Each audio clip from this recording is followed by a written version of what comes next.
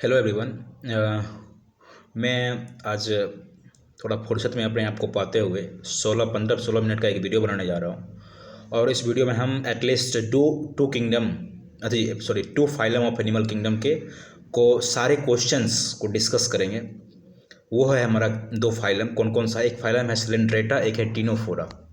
मैंने जो वीडियो बनाया था उसमें मैंने एटलीस्ट पॉडीफेरा का सब कुछ कवर कर दिया था, सिलेंड्रेटा का भी कवर कर दिया था। लेकिन क्या हुआ कि वो लॉन्ग टर्म वीडियो ना बन पाया। तो लॉन्ग टर्म वीडियो ना बन पाने के कारण क्या हुआ कि क्योंकि मैं जो फ़ोन रख रहा हूँ अभी वो थोड़ा है पुराना फ़ोन है, तो उसका मैं बहुत ज़्यादा यूज़ कर लिया हूँ, तो वो प्रॉपर काम नहीं करती है। तो बजट तो थोड़ी कम है मेरी, तो मैं लेना नहीं चाहता। बट ट्राई करता हूँ कि जो मेरे पास टाइम अवेलेबल हो वो मैं किन्हीं के लिए दूँ। ठीक है, आजकल के यूथ के पास तो बहुत सारा टाइम है। ठीक है, कोई कहीं और इन्वेस्ट कर रहा है, कोई कहीं और इन्वेस्ट कर रहा है, सबका अपना अपना मोटो है। ठीक है, ऐसा बात नहीं है कि सबका इंटरेस्ट एक ही जैसा हो जाएगा। मैं यहाँ बैठा हूँ, कभी मेरे इंटरेस्ट कुछ और करने का होता है, आपका इंटरेस्ट कभी कुछ और करने का होता है। तो ये साइकोलॉजिकल चेंज जो होते हैं बॉडी में वो प्रॉपर होती रहती है। ठीक है, बिना बात बनाए हुए हम आते हैं बस दो फाइलम को कवर करेंगे। और आशा है कि आप फुल जोश के साथ बैठे, जब ये वीडियो देखने के लिए बैठे हैं तो आप फुल जोश के साथ बैठे, क्योंकि इसमें हर एक वो क्वेश्चन जो कि नीट हो या फिर कोई भी बिहार बोर्ड, सीबीएसई बोर्ड, कुछ भी बोर्ड हो भाई, आप उसमें ज़बरदस्त एमसीक्यू का प्रिपरेशन कर सकते हो। आप में ये बिलीफ होना चाहिए कि आज मैं 15 मिनट अपना सक्सेसफुल टाइम दिया हूँ, किसी के लिए टाइम दिया तो वो अच्छा टाइम था। ठीक है, वैसे तो लोग घंटों घंटों कहीं और टाइम बिता देते हैं, बट लेकिन मैं आशा करता हूँ कि आप इन चीज़ों से जुड़िए। मैं वो कोई इरिलेवेंट चीज़ आपको नहीं दे रहा हूँ, बस वो जो चीज़ नेसेसरी है, जहाँ पे आप मिस्टेक कर सकते हो, मैं वही बतलाऊँगा। ठीक है, बिना बात बनाए हुए आते हैं अपने फाइलम सिलेंड्रेटा पे। देखिए, जब आप वीडियो देखा कीजिए तो आप अपने माइंड को रिवाइंड कीजिए, क्योंकि आपने भी कभी पढ़ा होगा। ऐसा बात नहीं कि आप फर्स्ट टाइम पढ़ रहे हो, आपने पढ़ा होगा। तो आप जो आपका जो ट्रिक है, आपने जो सोचा है, आपने जो समझा है, उसको मिलाते चलो। ठीक है, ऐसा बात नहीं है कि आप फर्स्ट टाइम की चीज़ पढ़ रहे हो। ठीक है, अगर फर्स्ट टाइम पढ़ रहे हो तो फिर ट्राई करोगे, लेकिन मुझे नहीं लगता है कोई ये वीडियो देखने वाले जो हैं फर्स्ट टाइम इस चीज़ को कवर कर रहे हैं, वो कहीं ना कहीं इन चीज़ों को देखा है। तो फाइलम सिलेंड्रेटा, इसका दूसरा नाम है निडेरिया। ठीक है, सिलेंड्रेटा और निडेरिया। तो सिलेंड्रेटा का दूसरा नाम निडेरिया है, उसको निडेरिया एन से नहीं लिखते हैं, CNIDARIA निडेरिया लिखते हैं। ठीक है, सबसे पहले हम अगर किसी फाइलम की बात करते हैं तो उसकी हम हैबिटेट की बात करते हैं। ठीक है, तो इसमें इसका हैबिटेट जो है एक्वेटिक भी है, मोस्टली मेराइन है। एक्वेटिक है लेकिन मोस्टली क्या है, मेराइन है। अब क्या है, सेसाइल बॉडी स्ट्रक्चर है। ठीक है, सेसाइल और फ्री स्विमिंग, सेसाइल और फ्री स्विमिंग है इसका बॉडी। ठीक है, और आते हैं हम सिमेट्रिकल की बात करेंगे तो इसकी बॉडी रेडियल सिमेट्री है। हमने कहा कि प्रिमिटिव जितने भी ऑर्गेनिज्म जैसे जैसे हम ऊपर की ओर जाते हैं तो डेवलपमेंट बढ़ता है। तो शुरू में सब जो थे वो रेडियल ही थे। ठीक है, सिलेंड्रेटा निडेरिया जो थे रेडियल ही थे, सिर्फ बायलेटरल होते हुए चले गए हायर क्लास में। ठीक है, लेकिन क्या करेंगे हम, अगर अभी सिलेंड्रेटा की बात करें तो याद रखेंगे इसका सिमेट्री कैसा है, रेडियल सिमेट्री है। ठीक है, दूसरी चीज़ है कि इसमें एक सेल्स होते हैं नीडोसाइट्स। ठीक है, नीडोब्लास्ट्स। आप दो वर्ड पे फोकस देना, नीडोब्लास्ट, ब्लास्ट में होता है फॉर्मिंग सेल, तो नीडोब्लास्ट यानी कि नीडो फॉर्मिंग सेल, जो नीडो बना रहे हैं। नीडो क्या है, स्टिकिंग सेल्स होते हैं, चिपकाने वाले, किसी चीज़ को किसी चीज़ में अगर चिपक सटते हैं वो चिपक अपने आप में चिपका लेते हैं, तो नीडो। ब्लास्ट में इसका होता है फॉर्मिंग सेल। और जहाँ कभी आप नीडो ब्लास्ट देख रहे हो उसके आगे नीडो साइट्स, जब वो सेल बन जाएगी तो क्या साइट मतलब होता है सेल, तो नीडो साइट्स, नीडो ब्लास्ट से नीडो साइट्स, नीडो ब्लास्ट मतलब नीडो फॉर्मिंग सेल, जब सेल फॉर्म हो जाएगा तो नीडो साइट्स कहेंगे। तो नीडो साइट्स या नीडो ब्लास्ट सेल्स होते हैं इसमें, जो कि क्या करते हैं, इनके स्टिकिंग कैपेसिटी होती है, चिपकाने की कैपेसिटी होती है। ठीक है, और ये स्टिकिंग कैप्सूल होते हैं, इसमें एक स्टिकिंग कैप्सूल जो होता है जो चिपकाने का काम करता है, उसको हम लोग कहते हैं नेमेटोसाइट्स। उसको क्या कहते हैं हम लोग, नेमेटोसाइट्स। ठीक है, याद रहेंगे। नेमेटोसिस्ट बहुत लोग पढ़ते हैं, नेमेटोसिस्ट वैसे एनसीईआरटी में लिखा हुई है, हमने साइड पढ़ दिया, सॉरी फॉर दैट। अब है कि ये नेमेटोसिस्ट होते कहाँ हैं, तो सिर्फ और सिर्फ इनके टेंटिकल्स पे होते हैं। सिर्फ और सिर्फ कहाँ होते हैं, इनके टेंटिकल्स और एंड द बॉडी, इनके बॉडी पे होते हैं। कुछ पार्ट है जहाँ पे ये नहीं होता है, ठीक है। तो जो एनसीईआरटी ने लिखा है कि सिर्फ और सिर्फ इसकी कहाँ पे होते हैं, टेंटिकल्स, जो इसकी बॉडी के जो स्ट्रक्चर में टेंटिकल्स निकले होते हैं ऐसे ऐसे, उस पर होता है ऑन द बॉडी। आप कहोगे आप ऑन द बॉडी बोल ही रहे हो, तो कौन सा पार्ट है जहाँ पे नहीं रहता है? हाँ, कुछ पार्ट है जहाँ पे नहीं रहता है, ठीक है। तो टेंटिकल्स, और अगर लिख देगा कि tentacles present on all over the body, no, only on, sorry, अरे यार, nematocytes present on all over the body, no, only present on tentacles and the some part of the body, not all over the body. इस तरह का question पूछा जा सकता है, ठीक है।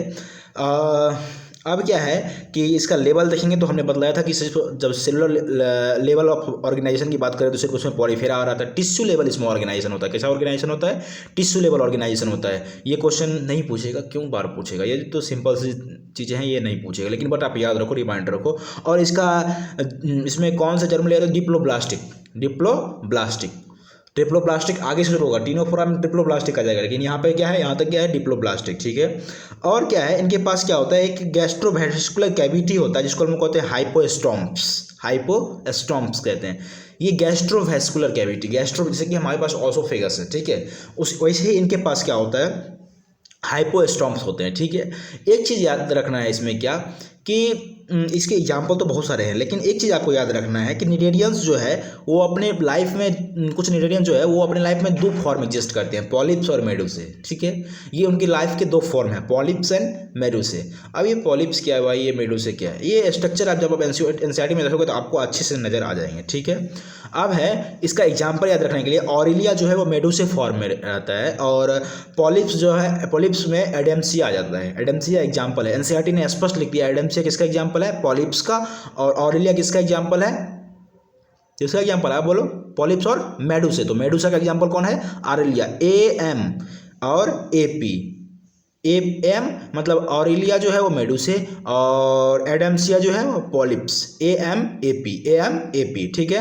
अब यह है पॉलिप्स और मेडुसे पे थोड़ा हम डीपली जाते हैं। तो पॉलिप्स क्या है, सेसाइल स्ट्रक्चर है, सिलिंड्रिकल होता है, ऐसे सिलिंड्रिकल स्ट्रक्चर होता है। जब आप एनसीईआरटी देखोगे तो आपको समझ में आ जाएगा, सिलिंड्रिकल स्ट्रक्चर होता है। और इसके एग्जाम्पल क्या होते हैं, तो एग्जाम्पल अभी हमने देखा है एपी, एडेम्सिया पॉलिप्स, एडेम्सिया पॉलिप्स। इसके अलावा एक और एग्जाम्पल आप याद रखो, हाइड्रा, हाइड्रा का भी क्या होता है, पॉलिप्स फॉर्म होते हैं। मेडुसे, मेडुसे में कैसा फूल होता है, अम्ब्रेला लाइक।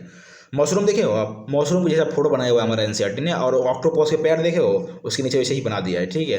तो ये आपको चीज़ें हैं कि एडेम्सिया का स्ट्रक्चर कैसा होता है, अम्ब्रेला लाइक स्ट्रक्चर होता है, ये फ्री स्विमिंग बॉडी होती है, ठीक है।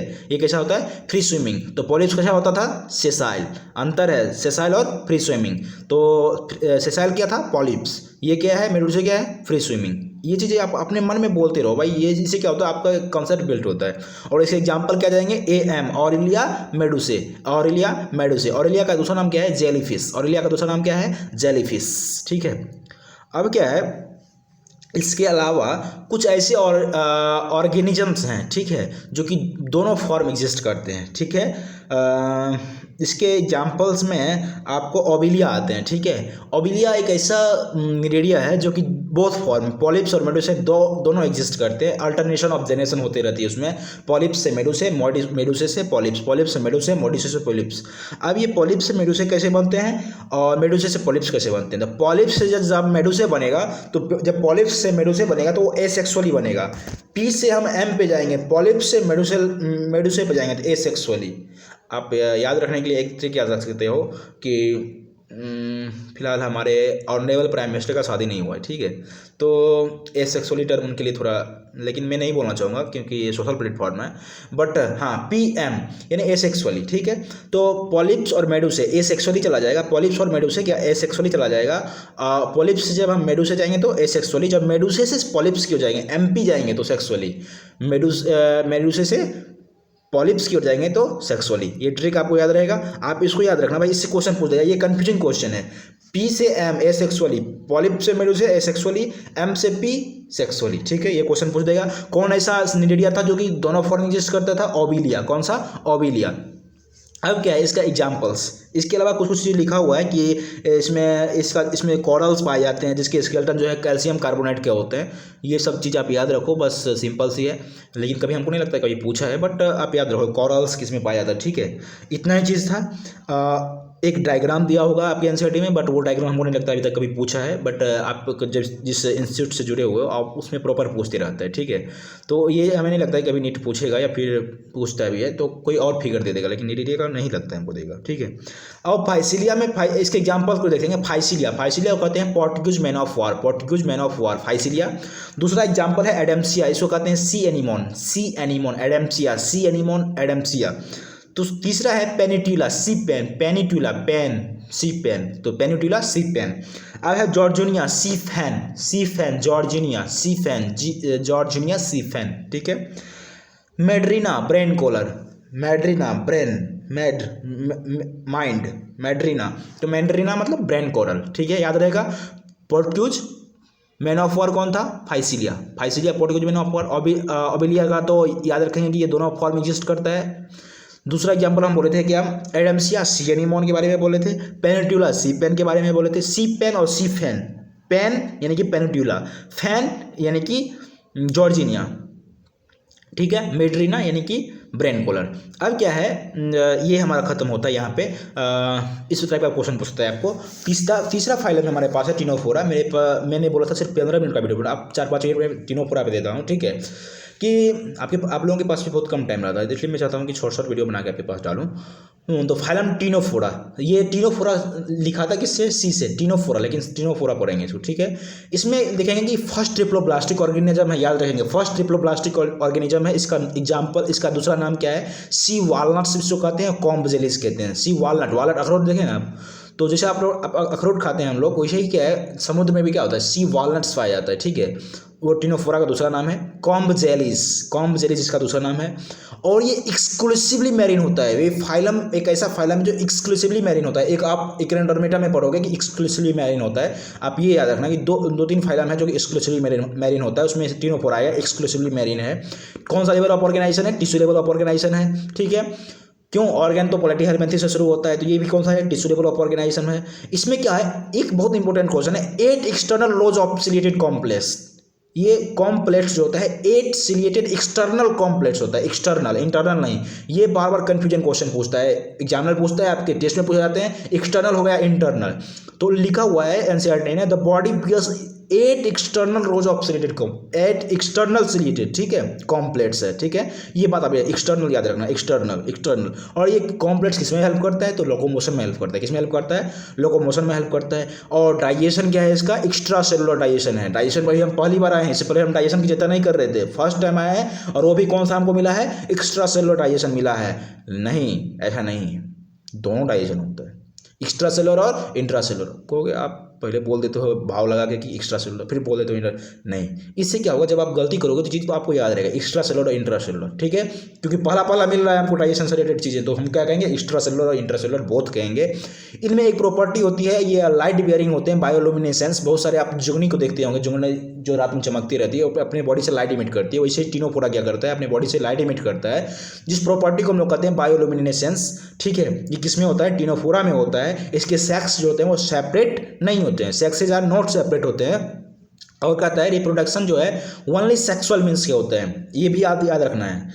सेक्सेज आर नॉट सेपरेट, ये थोड़ा कम इंपॉर्टेंस है, लेकिन ये याद रखना है कि reproduction takes place only by sexual reproduction, केवल और केवल सेक्सुअल रिप्रोडक्शन होता है, ये आप याद रखना है।